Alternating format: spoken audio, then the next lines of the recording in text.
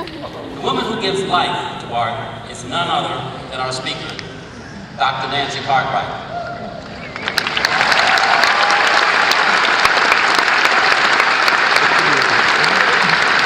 One of the most respected and highly acclaimed voice actors in the industry, we are proud to say that she began her college experience at Ohio University. Nancy got her professional start as the voice of Gloria in the animated series Richie Rich. In 1987, she began voicing Bart Simpson for a short animation series featured on The Tracy Ullman Show. In 1989, The Simpsons premiered as a regular half-hour show and is now the longest-running scripted show in TV history.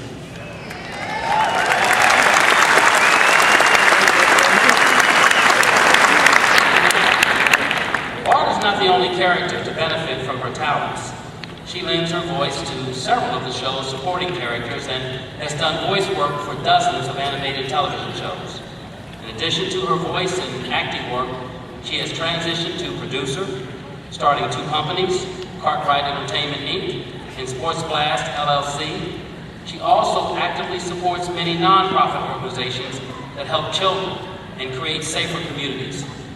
She's received numerous awards and accolades for her work, including Emmy Awards, an Annie Award, a Dramalog Award, and is an inductee into the Ohio Communication Hall of Fame. At this morning's commencement ceremony, she received Ohio University's honorary degree, Doctor of Communication. Ladies and gentlemen, please join me in welcoming Dr. Nancy Cartwright.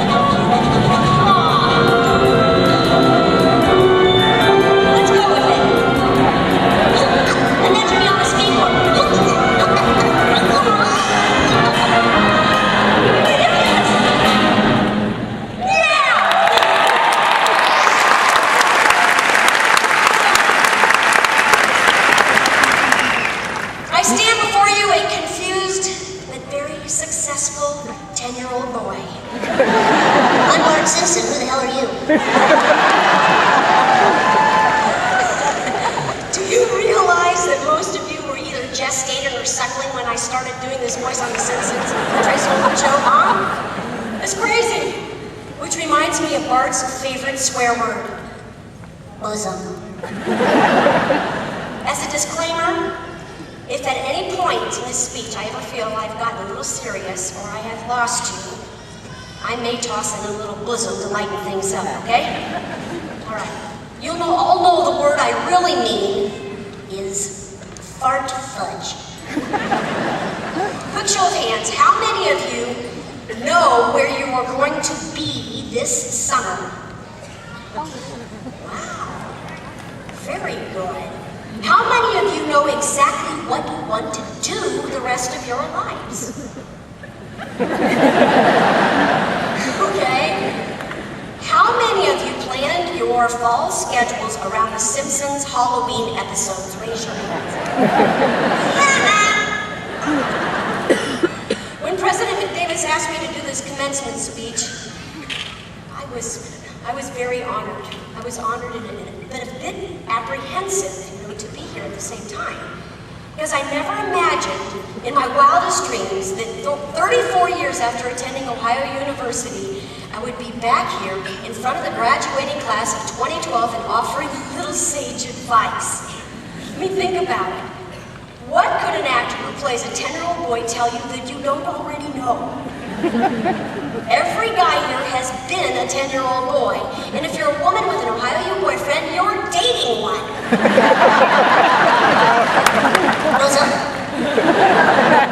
Unlike Bart Simpson, most of my life I have not been really much of a bad boy. I was a number 4 in a family of 6 kids. I grew up in Kettering, Ohio, nestled just south of Dayton. Over the right numbers. Yeah. I was on the gymnastics team, and my nickname was Cartwheel, which was good compared to my two best friends, Faceplant and Groin Tear. I played trumpet in our all-brass marching band, and was the easiest to spot at halftime since I barely topped 5 feet. I once got lost in a tuba. But it was the forensics team that really inspired my creativity. I thought it sounded like such a no-brainer. I mean, come on, think about it. You travel around the state, stay in hotels with your classmates, sit by the boy you have a crush on your way to a tournament at 6 o'clock in the morning while you're driving through a snowstorm, hoping desperately the car gets trapped in a snowbank and you're forced to cuddle for warmth for days. And even though it doesn't, you ultimately bring home trophies for first place in humorous interpretation or after dinner speaking. Who wouldn't want to do that? All on the school's dime, mind you. See, in these days, we hadn't invented old people refusing to pay taxes for schools and colleges.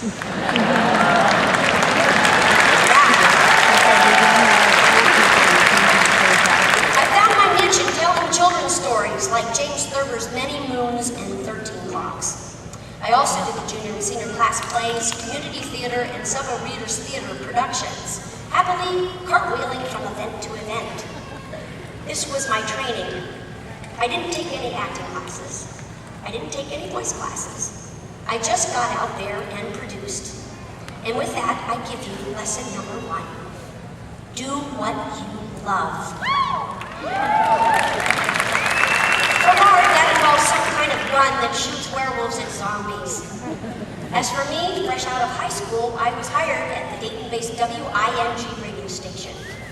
I'd already gotten a scholarship to go to Ohio University to be on the speech team, so this was a dream come true. Wing radio was a pop station back then. Disco was big. My hair was bigger. Everyone was doing the Rubik's Cube, which was our iPad. I was hired to fill in for staff who went on vacation, so I learned virtually every aspect of radio production. I did reception, but had way too much fun changing my voice for everybody who called in. Hello, yes, this is Wing Radio. How may I direct your call? Okay, now maybe that wasn't exactly professional, but then our station was playing a song called You Sexy Thing by a band called Hot Chocolate. What do you expect? My boss liked the idea of helping out a spunky kid, so the next thing you know, I got to create some voices with the afternoon DJ, right on that radio. See, back in those days, the DJs really hosted the music and came up with themes for their shows. I was on the Poolside Show with Ken Warren. I played the voice of the part of Lilypad, the lifeguard for this imaginary pool. Now, Ken would pop in a sound effects tape of somebody diving into the pool, and I would pretend to save someone from drowning. It was all improvised and scary, and I wasn't good at first. A lot of people drowned. But I got better, and it was ridiculously fun. And eventually, we get around to giving the weather and the traffic reports. So, thanks to my boss and Ken, and a ton of Dayton commuters who never knew where the traffic jams were until it was way too late. And to top it off, I got a lot of support from my family and friends, too. So lesson number 2, surround yourself with people who believe in you and your dreams. Now, this is a really good tip. I'm going to say it, even though it may sound obvious, sometimes it can be a little challenging to identify who truly supports your dreams and might actually be quietly stopping you from achieving your goals. Do you know what I mean? Do you know anybody like that? I mean, maybe you have a quote friend or even a family member who teases you just for fun, then tells you, I'm just kidding, but then makes you feel like you're not good enough. Maybe you have someone who says, why don't you aim for a career that has more stability, something to fall back on. I would reconsider what is a friend. I would. And the point is, be your own counsel. The people who belittle you in your dreams are doing that because they cannot make their own dreams come true. And they're only doing that because it makes them feel better that you do worse. Do you have friends who don't fulfill their obligations? Who make promises but break them or continually do things that make you wonder if they really are a friend?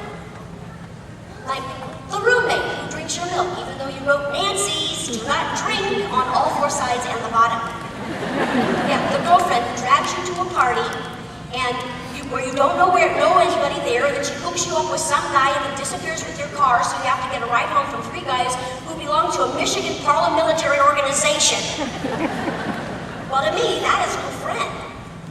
You have the right, and you should have some qualifications about who you are surrounding yourself with. The bottom line is, do you feel better or worse when you're with this person? That's a pretty good yardstick. Bosom. Jim Bennett, the president and general manager of Wing, was really a good friend. He continued to be a friend. He knew that I had dreams of doing voices for commercials and cartoons. And in fact, one day he introduced me to a woman who was introducing him to music at the Wing radio station. She was from Warner Brothers. And, well, Warner Brothers to me meant Mel Blanc. You know, the voice of Bugs Bunny, Daffy Duck, Sylvester, Tweety Bird. He did dozens of voices. That was a dream of mine, to meet and work with Mel Blanc. I shook hands with this representative and she gave me her card, and she told me that if I were to write her a letter, she would get it to the right people in the animation department. So I did. I wrote her a letter, and you know what? She was worthy of trust. That's right, she fulfilled her obligations. She loved me, she helped me. She wrote me back, and in the letter was this name, Dawes Butler. Now I didn't know, I'd never heard that name before, but I was certainly familiar with what he did. He was the voice of Huckleberry Hound, Yogi Bear, McDraw McGraw, Elroy Jetson, Bob Louie, Cogswell Cog, dozens of others. I couldn't believe it, and there was his phone number listed right there. So I called him. I called him right up. Long distance. Short story, Dawes became my long-distance mentor. He would send me scripts in the mail, and I would record my voice on a tape and mail it back to him. He would listen to me and give me a little critique. I was living in Washington Hall, right here, at a university when this was going on. He was always positive, always encouraging. So lesson number 3, hitch your wagon to a winner. That's right. Now, when I asked you earlier how many of you know where you're going to be this summer, this is absolutely the right time to do this. Work as an intern for somebody. Fill out every aspect, find every aspect of what he or she does. Run and get coffee. Yes, pick up their dry cleaning, do everything you can, just a little bit more than what's expected. Arrive early, stay late, watch the movie The Devil Wears Prada, and really learn from Anne Hathaway. But more importantly, really observe what is needed and wanted so you can fill the boots of perhaps someone who is slacking off or not as motivated as yourself. I have found that it's your intention that will carry you far, rather than your ability or your talent. People like to be around others who help others with passion. There's a story about this famous Hollywood producer. One day he was just starting out as the lowliest of PAs, that's a production assistant. His boss sent him to a deli to buy sandwiches for a lunchtime meeting, and when he got there, the deli was a little bit slow. Staffed by idiots, probably inspired reality show celebrities. And so this assistant just walked behind the counter and started making sandwiches. He did. He got them all done, went back to his boss in perfect time. Bad sandwiches, great career move. In every endeavor I undertake, I approach it with the intention that I want to be a professional at that subject. And by that I mean I really study the subject and I'll work hard at it. I'll always have the goal in mind that I will be able to deliver a professional product, whether it's for a new voice or a new concept for an animated television show or driving a race car at 158.2 miles an hour, mind you, or even being a mom. You know, being a dilettante, it won't cut it. Especially when there are so many others out there who want to work. So don't just dabble in it. In other words, lesson number 4, be a professional. Bosom. Okay, back to the future. Spring 1987. I now live in Hollywood. I'm on 8 Saturday morning cartoon shows. I own my own house. I have a dog by the name of McGuffey. I mow my own lawn, and I'm trying to balance my checkbook. My hair is still gigantic, but now I also have huge shoulder pads. I'm making a lot of kids happy, being a snork, a pound puppy, and My Little Pony. But I'm not exactly fulfilled in the world of name steeds and talking underwater. But things were about to change dramatically. So one very sunny day, okay, almost all days are sunny in California, get your heart out. I got the call from my agent who would change my life forever. They were auditioning for this funky little part on the Tracy Ullman Show. Now in those days, Fox was brand new, you know, but it was already well on its way to becoming the classy, high-quality network we all know and love today. I've just recently been informed that there are Fox executives out there in the audience. Now, the Tracy Ullman Show was looking for the voices for some animated 30-second interstitials. We call them bumpers. They're these little mini entertainments that are wrapped around the commercials. So at the audition, sitting on the table were these pictures, and I picked up one, and there was a description of this character. It said, 8-year-old middle child. That's right, Lisa Simpson. Okay, I looked at that and I thought to myself, not much teeth. But sitting right next to the picture of Lisa was another picture. And there was a description. And it said, age 10, oldest child, a devious, school-hating underachiever, but proud of it.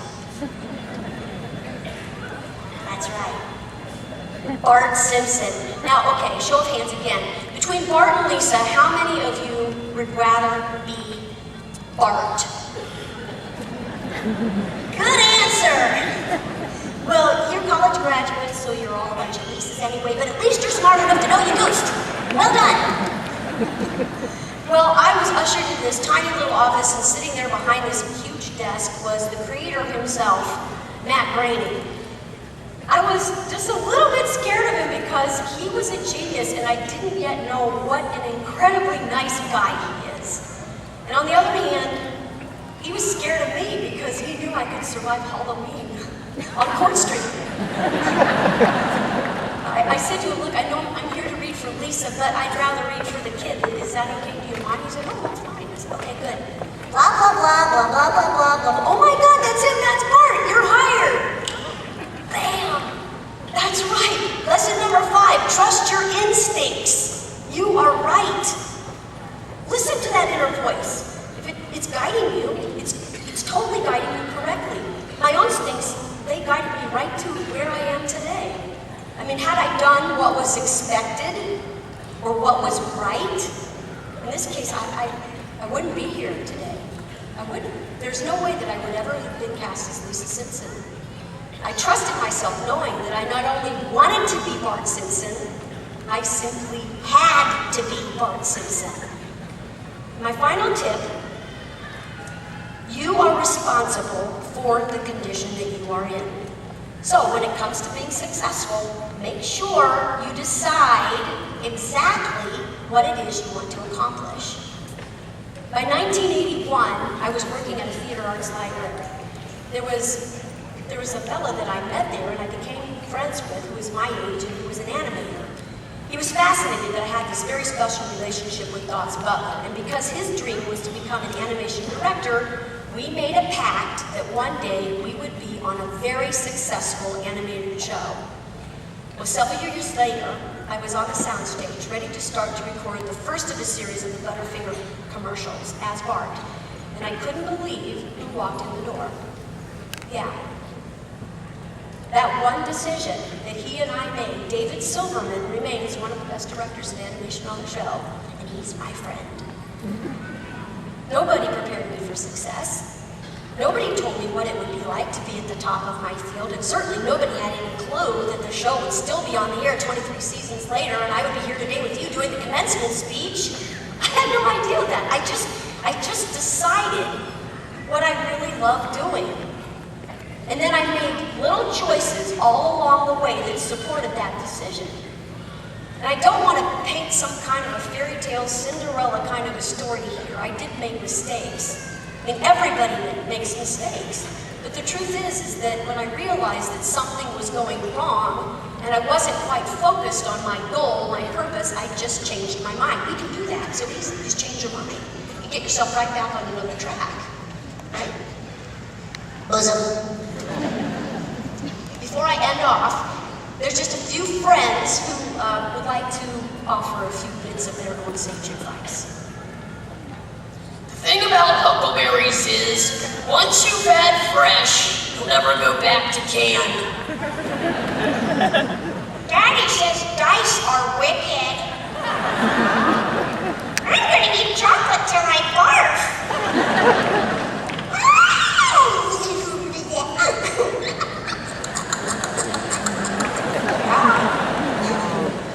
And finally, for all you Rugrats fans out there,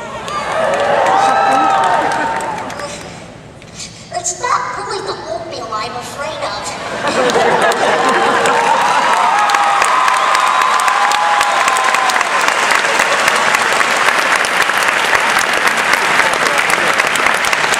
It's the guy on the box with the scary hat.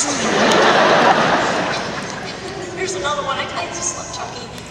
Is your dad mad at me? I've never heard him say words like that before.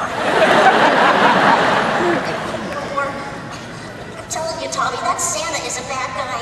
He's always watching you, keeping track of everything you do. And then in the middle of the night, he breaks into your house with a big bag full of who knows what. Listen, on the off chance that some of you are wondering whether you should take a chance on a career like mine, let me say this to you. I believe that it is the artist that makes the difference in the world. For it's the artist who is putting the future there for films, for photography, theater, dance, sculpture, music, and yes, animation. It's the artist who gives hope in this troubled world.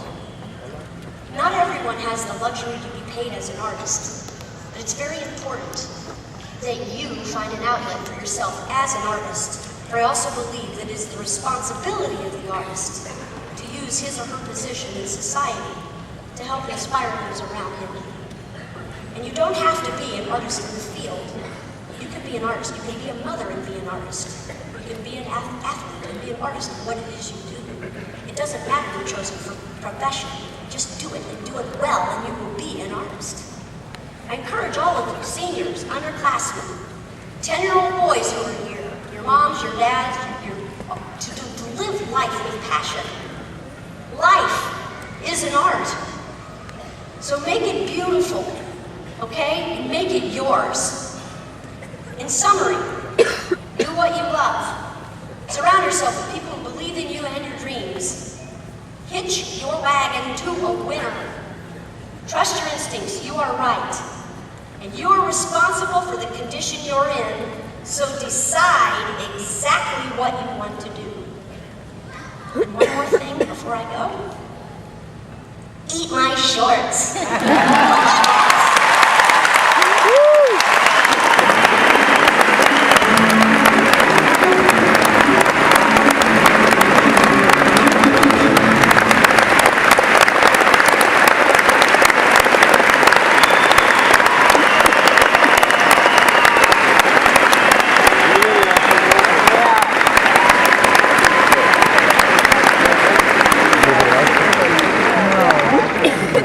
Thank you, Dr. Cartwright, very much for those inspiring words.